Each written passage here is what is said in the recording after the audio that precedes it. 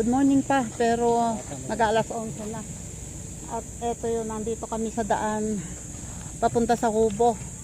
At eto may mga tambak na hanggang dito. May tambak na, matigas na yung kalsada. So kaunti na lang. Pag yan ay napagdadaanan ay bibisitahin ko nga kung hanggang doon sa bungad ay maayos na. Kasi para madala dito ang e-bike. Kasi pag ang kalsada ay burol-burol pa masyado ang mga bato, ay hindi ko dadalhin ng e-bike kasi mahirap. Kawawa ang e-bike. Ang mahal ng gulong. Ako may late na dahil ako'y namalengke pa at naglinis ng isda. Si Linma ay wala ngayon. Kung andyan si Linma, may katulong sana ako maglinis ng isda. Kaya lang, wala. 10:36 na. Nagpapa-check up si Linma ngayon. As usual, hindi na naman ako kasama kasi mas gusto daw niya yung siya lang para masanay siya nang siya ay bumibiyahe at tuntua daw siya ng pag yung nakakarating siya nang siya lang, natutuwa daw siya kasi alam niyang kaya na niyang bumiyahe mag-isa. Wait. Ito na kami pababa sa Kubo. Wait lang. Ayun nakaigpas si Sanjo, natanggal ang tali sa leeg. Ay, Diyos ka. Pwede na naman siguro to alpasan. Lakad doon, lakad. Pwede na hayaang alpas siguro.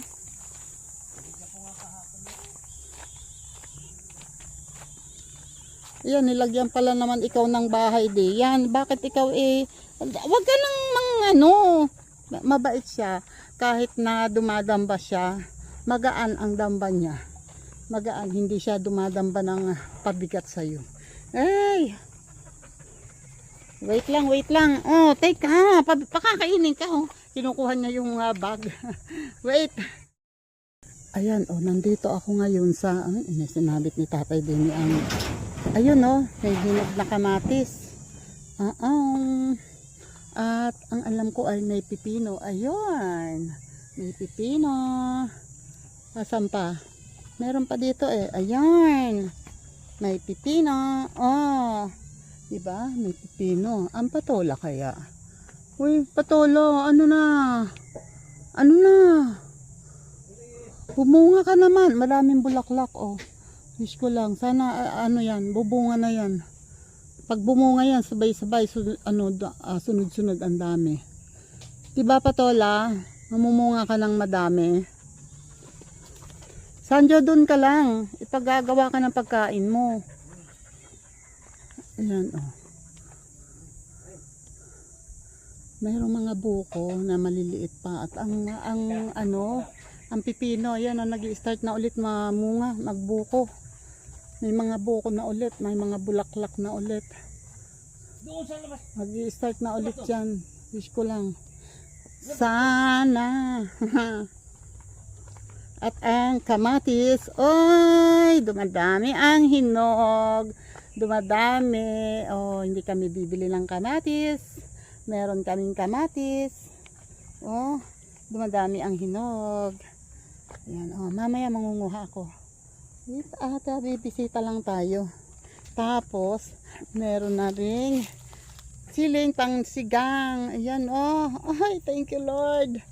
Nagbubunga ang aming mga paghihirap. Ay, ganon. Ang mga paghihirap ko, hindi bale wala sa'yo. Yan, bubunutin ko yung ito kasi madali itong dumami. Yan. Kasi kung ito ay sitaw, hindi ko bubunutan. Hindi man sitaw. So, ayan Okay. Ito ang sitaw ay walang bunga. Ayun nasa baba pero maliit pa. Kakapanguha lang ni tatay. Ay, anong nangyari? Ano nangyari? Bakit namatay yung sitaw pataas? Alin? Yun. Ayun, naabot nung tinalas yung kukuate. Gawa nung Ay. Napata. Pinalagay din. Ayan. Maliit pa. Kinuwang ko rin it. Nakako ng putik. Oo nga. Ito pa. Oh. Ay wala. Ay. Ayun nga. Ay wala. Sanga pala. Wala. Ayan. Ayan, maliliit pa. Maliliit pa.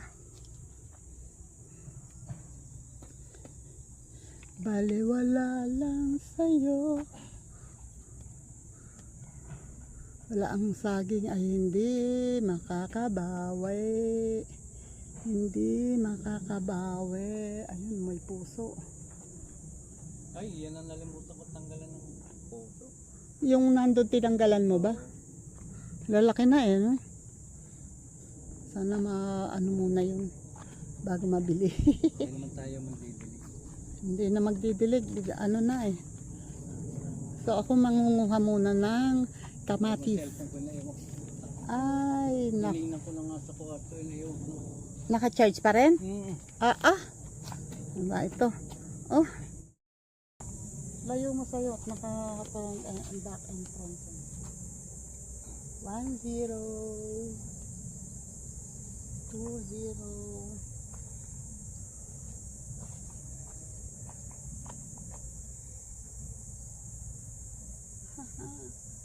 Sinasama Yeah. ko yung tangkay. Yan, medyo malaki-laki yan. Hindi.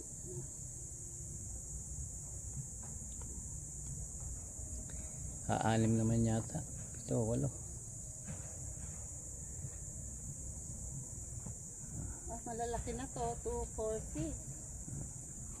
Namoy na? Ayun, doon, yung nandoon, kabila. Namoy na dito. Oo. Dito naman. Dito naman kami.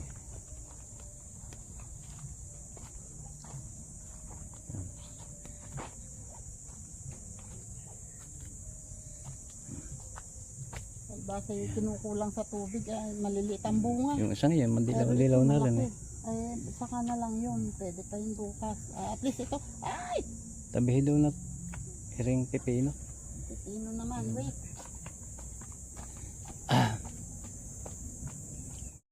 Minahan.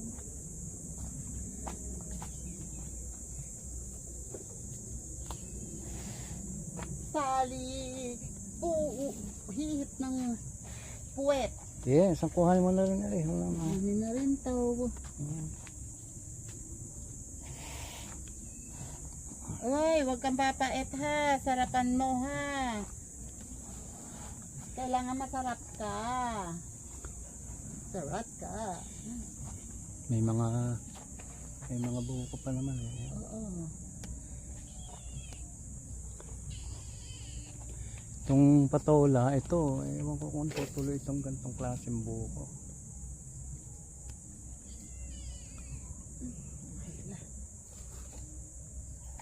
Okay. Let's go. Ayan. Let's May go. mga buko yung pipino. Sana tumuloy pa rin kahit pa paano. Then ang magic fruit ay ang miracle fruit ay naglalagas nahuhulog ang mga dahon pero may mga bagong usbong. That means hindi siya patay. Ayun pa rin ang bunga na pagkalamaki. And may bulaklak na. May bulaklak na ang rambutan. Biglang bumulaklak nung naulanan. Ayan may nakikita akong bulaklak. Biglang biglang haba ng bulaklak biglang dumami ang bulaklak. Yung isang yun ayun kita ko na ang bulaklak, dati hindi makita.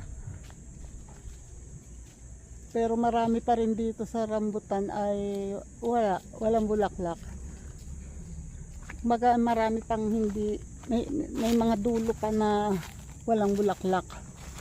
Pero marami na ang meron. Oh my God.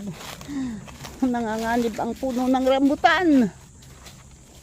Hindi namin alam kung saan maglalagay sila ng kalsada. So, kapag dito naglagay, hindi naman yan maglalagay ng nasa gitna. Palagay, I don't know lang pala. Pag sa gitna naglagay ng daan, kuha yung mawawala yung puno ng ano ba tawag dyan? Santol. Mawawala yung puno ng santol. Tapos etong mga rambutan na to, tanggal yan. Kapag sa gitna gumawa ng daan, tanggal to.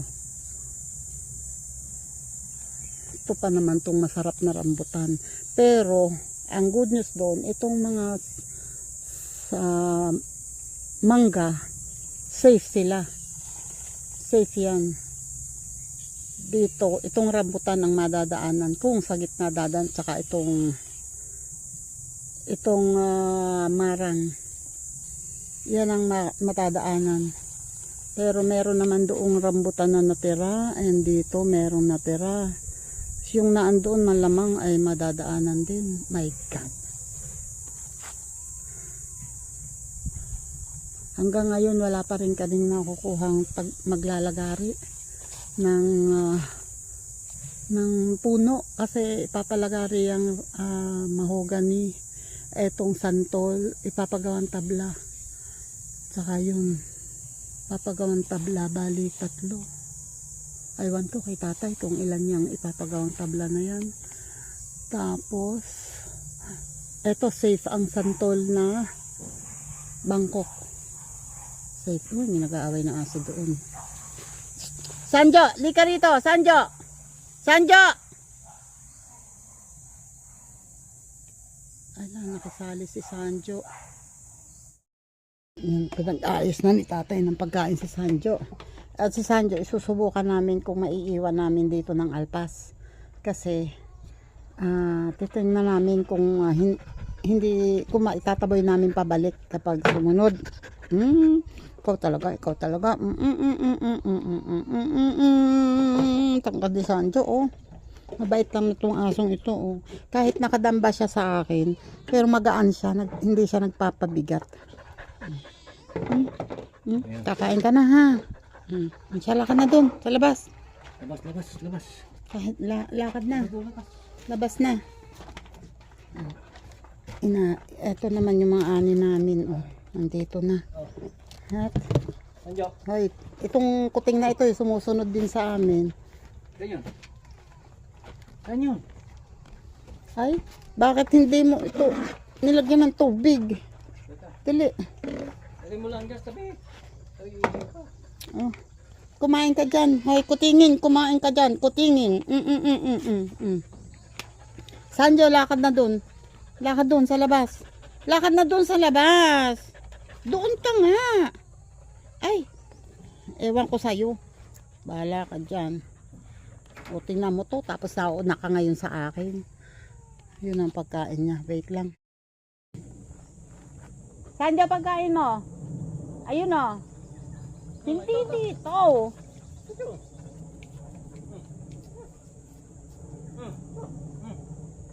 O, yun lakad. Dali, kain na. Nakakaramdam yan, oh. Nakakaramdam. Andun. Hindi ko alam. Ayan, oh. Nauuna pa sa amin. Paano yan? Teka. Try kong itaboy. Minto na rin. Bumalik na rin si Sanjo, oh. Habol sa amin hanggang din. Ayan, oh. Dun sa subdivision ay naglalagay ng ang tawag dito, imbornal, kasi dito ay dumadaan ng tubig, so nilagyan nila ng imbornal hanggang dun sa patawid doon para walang dadaan na tubig, nasa ilalim ang daan ng tubig. Yun, so safe na yan. Hoy, ang bunga ng suha, eto mismo sa gitna ng daan. Yung pala ay marami pang bunga. Oo.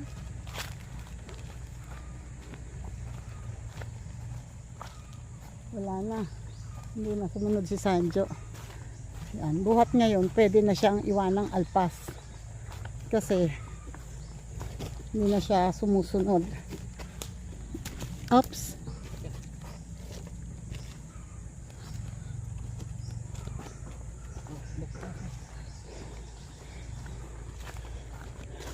Ito, ganito kami ngayon dito. Nakikilusot sa mga sa bakod kasi hindi ito ang talagang daan. Ayan, ayan, ayan.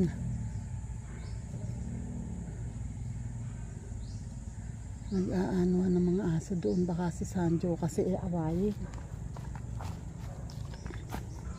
Uuwi yun sa kubo pag inaway siya ng mga aso. Walang kumuha ng ubod nitong nyug. Eto, nag-iipon ulit si Tay Willie ng gagawin ditong ano, ng uulingin. Sabi ni tatay, tingnan ko daw yung gitna at baka daw meron nakabaong kayamanan. Mariosep. Para ba namang matanda pa sa humukay ng ilog yung nyug na yan. Tingin din naman ako.